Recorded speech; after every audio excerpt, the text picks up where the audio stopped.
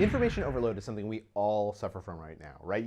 We have our smartphones that are sending us emails. We have kids who are telling us what they did that day. We have colleagues who are calling us, and we have social media and Facebook. And the amount of information that comes into our lives every day is just overwhelming.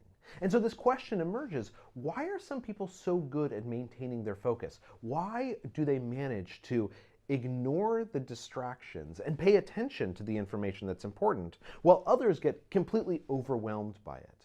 Well, it turns out that psychologists have studied this quite a bit, and what they've discovered is that there's this condition known as information blindness. Much like snow blindness that occurs when there's too much snow and you look at a landscape and you can't tell the trees from the hills, information blindness emerges when there's too much information and we can't tell which parts of it are important and aren't. And yet some people are able to navigate this informational landscape. The reason why is because they're good at building what's known as mental models. In other words, they tell themselves stories about what's going on as it goes on.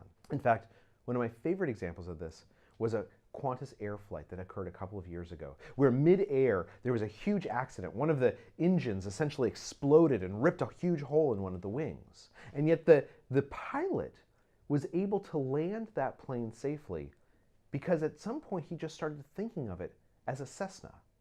Now, the plane that was injured was a 747, one of the most complex planes on Earth. But the plane that was inside his head, the story he was telling himself, was of this small Cessna, small little, almost hobbyist plane. But by telling himself a story about a Cessna, about what was going on, by giving himself a mental model to decide which pieces of information to pay attention to and which to ignore, he had some way of maintaining his focus.